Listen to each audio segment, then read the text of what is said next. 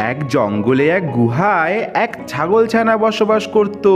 আর এই ছাগলছানা ছিল অনেক বুদ্ধিমান। আর ছিল এক বয়স্ক বৃদ্ধ শিয়াল। বৃদ্ধ শিয়াল এতটাই তার বয়স হয়ে গিয়েছিল, সে কোনো শিকারকে ঠিকমতো শিকার করতেই পারতো না। না, এভাবে তো আর চলা যায় না। এভাবে না শিকার করে করে না খেতে পেয়ে পেয়ে একদিন তো আমি মরেই যাব। এই বুড়ো বয়সে হাড়ে যে আর জোর নেই, তাই তো আর শিকার করতেও পারি না ঠিক মতো। যাই, ওদিকে একটু গিয়ে দেখি অন্য কোনো শিকার পাই কিনা।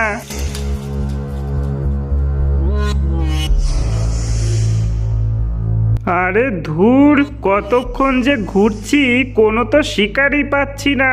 হাড়ে যে আর জোর নেই, আর তো চলতেও পারছি না। কত দিন হয়ে গেল কোনো মাংস খাই না, হাড়ে তো আর জোরও পাচ্ছি না। এবার বোধহয় সত্যি আমি মারা যাব। এই বলে সেই বুড়ো শিয়াল পেটে খিদে নিয়ে জঙ্গলের মধ্যে শিকার খুঁজতে থাকে।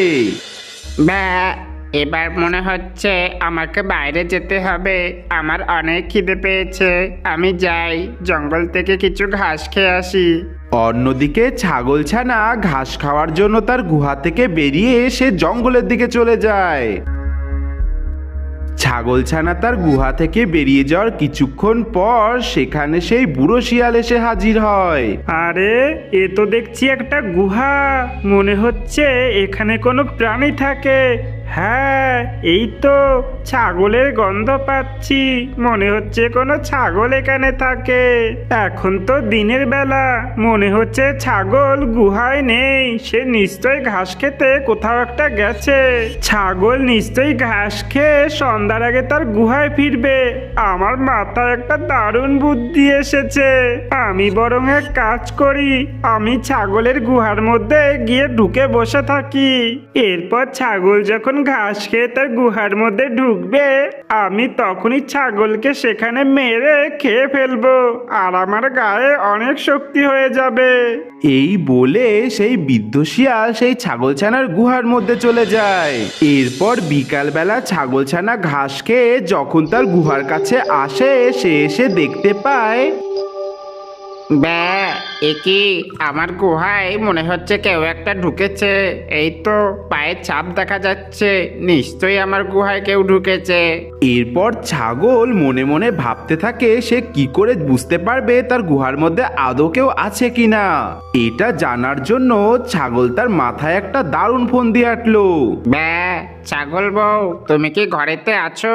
তুমি তো আমায় যাওয়ার সময় বললে আমি ঘাস খেয়ে এসে তোমাকে যেন ডাকি, তবেই তুমি আমায় ঘরে ঢুকতে দেবে। এরপরে সেই বুড়ো শিয়াল ছাগলের মুখে এসব কথা শুনে অনেক চিন্তায় পড়ে যায়। ব্যা, ছাগল বউ, তুমি তো কিছুই বলছো না। তবে কি তুমি আমার উপর এখনো রাগ করে আছো? আমি তাহলে চলে গেলাম। আমি কিন্তু আর কোনোদিনও ফিরে আসবো না। ছাগলের এসব কথা শুনে সেই বৃদ্ধ শিয়াল ছাগলকে আটকানোর জন্য বলে উঠল, না না, তোমার উপর কোনো রাগ করে নেই আমি। তুমি এবার ঘরে এসো।